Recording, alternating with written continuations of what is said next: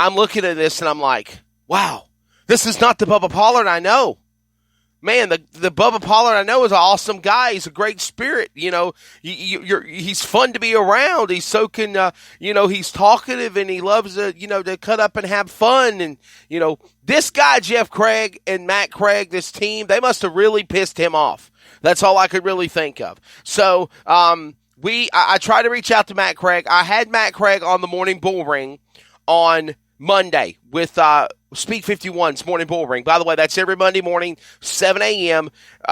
Bob Dillner, myself, Zach Evans, Brandon Paul's on the first segment, Mark Keeler, Raging Bull, who I call, everybody that's involved with that program, Blaze Dillner, his son, so many people there. They talk short track racing. It gives me a reason to get out of bed on Monday morning. Really. Seriously. Whenever I host it, it gives me a reason to get out of bed on Monday morning. Because 9 times out of 10, I am so wore out. I'm so tired from the weekend. I just want to sleep in. And I think so does everybody else at Speak 51. But being able to talk racing gets you pumped up.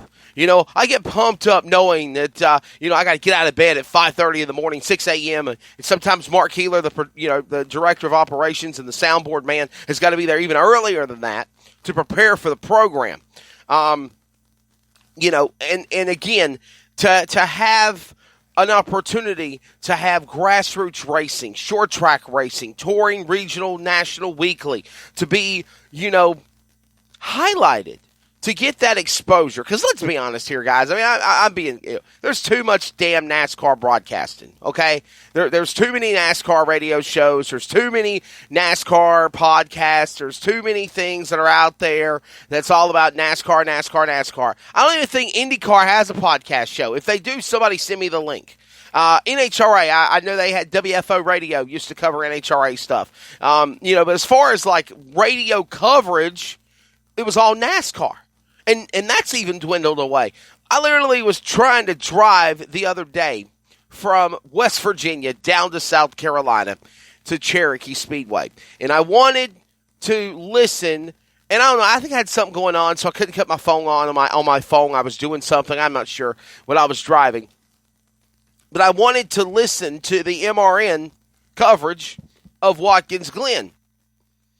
In the entire trip from West Virginia south to Gaffney, South Carolina, no radio affiliate was covering the NASCAR Cup Series race at Watkins Glen.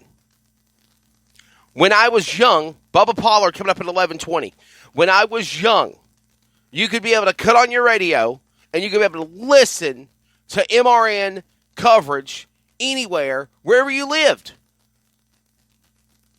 I'm not plugging radio stations here, but where I live in the Carolinas, in Clayton and Four Oaks, when I lived there, 94.7 QDR used to be Carolina's home for NASCAR. They used to cover the Xfinity Series, when it was the Busch Series, the Cups, the trucks. They don't even do that anymore. They don't even cover NASCAR. They even put on NASCAR Live on Tuesday night. They don't even do that anymore. Now everything is podcasts and clicking on a button and putting it on your phone to listen to it, because it's just the way of the world today. But anyhow, that's why I think Finish Line is a good show. That's why I think the Morning Bull Ring is a good show. If you are not a subscriber to Speak 51, tonight, the Kalamazoo Clash, that's going to be a great, great event. Last night it was the Dixieland 250. You can see all the highlights, the recaps, everything that the crew at Speak 51 does at Speak51.com, and we have promos, we have commercials. We'll play them here in a little bit as well. We are getting ready to go to the phone lines again, and joining us is going to be Bubba Pollard. I'm going to let him tell his side of the story. Obviously, I spoke with him on the Morning Bull Ring. I spoke to Matt Craig. Matt Craig was very, I don't think he really wanted to talk about the subject, and I think he avoided a lot of the questions. Bubba Pollard, on the other hand, was very outspoken. He spoke his mind. He said exactly what happened. Now, the reason why I have Bubba Pollard on is because, as far as when we had our conversation Monday, I thought everything was said and done. Okay, guy got mad. They punched each other. They broke it up, had some words, whatever. Cars tore. the next day, yesterday, as a matter of fact, on yesterday, decides to penalize Bubba Pollard 5 points races. So they've penalized Bubba Pollard 5 points races, and they disqualified him of his third place finish of $1,500. So basically, $1,500 is what he was going to make for being in the third position of the race. And we're going to get him on the line here in just a couple of moments as we're trying to connect to him right now. As a matter of fact, Bubba Pollard's going to be our guest. Tyler Carpenter is coming up. Colten Burdett. And we're also going to talk about the Big O Tribute, all coming up here on the August 7th edition of Finish Line. But again, as I was saying, they didn't say anything after the race. You would think that there would be some type of ramifications or, hey, stand by because there's something coming for you. As far as when we talked to Bubba on Morning Bull Ring, everything seemed cool. But now, Bubba Pollard, you have been suspended 5 Cars Tour races and $1,500 fine, which basically they just stripped your money away. How do you feel about that, bud? And good morning. Welcome to Finish Line. Well, I appreciate you having me on. I don't really know how I feel about it. I've struggled with it, all week long. I've had mixed feelings about it and how it should be handled and things like that. So, if you want my opinion, I think they ought to pay me for fighting on the front straightaway. So that's just my opinion. But, it brings fans. They need to be promoting it, putting fans in the seats and doing things like that, whether we like each other or not. I hate the situation that happened the other night. It could have been handled a lot different. But, when it's enough, it's enough. And I'd had enough. And sometimes you just got to handle certain people in different situations and things like that. So, some people you can talk it out with, some people you can't. And I hate the way it went down, but it's something that had to happen. Hey, listen, Bubba, I'm a realist here, okay? I understand that I'm kind of new to the asphalt scene in doing things in short track racing, doing stuff with Speed 51 and MAV TV Short Track America this year. But I have followed you. Like I said at the opening of the introduction of the show, I followed your successes. I've known you from dirt track racing, being friends with Cat Daddy Clint Smith, and now, doing events and covering what you're doing. But my take is this. We had an incident last weekend where, and Jason Myers was even on the program the previous weekend, where Jason Myers and John Boy Brown literally are battering ram each other with their cars, and you just put your fists up and knock somebody out because he's talking junk or gave you the bird, and you get more of a penalty than they did. Yeah, I don't agree with what they've done. You look back at, what you got to be a man about it.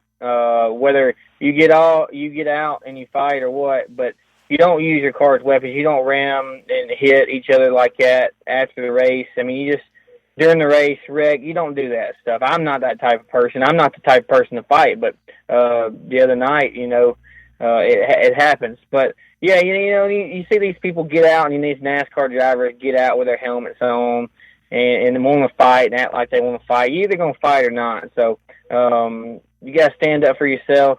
Be a man, whether I'm right or wrong, it doesn't matter. You just, I feel like I needed to stand up for myself the other night, and that's what happened. So, just like I said the other day, I'm gonna teach my little girls. I hate my little girls had to see that kind of stuff, but they're young. I'm gonna teach them not to fight because I'm not a fighter, but stand up for yourself, and I feel like that's what I had to do the other night. Okay, so Bubba Pollard is joining us. Talk about how this whole incident spiraled between not only Matt Craig, the driver of the 54 car, but his father, Jeff Craig. And I know this goes back years and years ago, and then I guess it finally just really got out of hand Saturday night.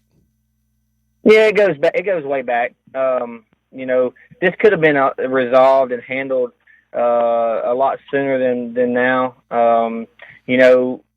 He could have called. He just took me out. I was leading the race with 20 to go, and it cost me $40,000, $50,000, $60,000 a whole car. And it's like someone else, like I said, someone coming into your house or going to your home and or your car in the driveway and taking a baseball bat and going through your house and destroying it. And it's hard to to see that happen when you worked so hard for what you got.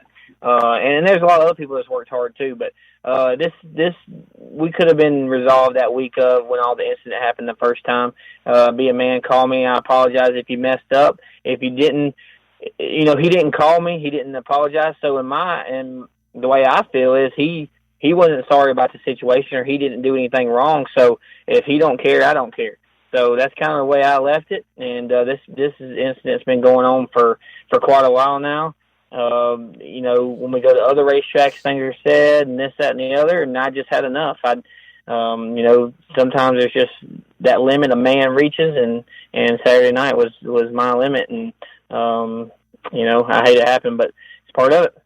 We are talking to Bubba Pollard, driver the number 26 entry, of course, for Seneca Performance Racing out of Sonoa, Georgia. Bubba, again, as I said, the Cars Tour. I said some stuff about this back in March and April whenever, they did the 30,000 to win Old North State Nationals, and then they said, well, no, we're going to make it 32,000 to win for the NASCAR race at Martinsville. As being somebody that runs late models and super late models, do you see like a feud possibly happening between, and maybe not a feud, but basically trying to one-up each other between the Cars Tour and NASCAR? And do you think that's why you kind of might have been a victim of this circumstance, because Cars is trying to throw down a bigger gauntlet of a penalty than what NASCAR did to the modified guys at Bowman Gray last weekend after what they did in their cars?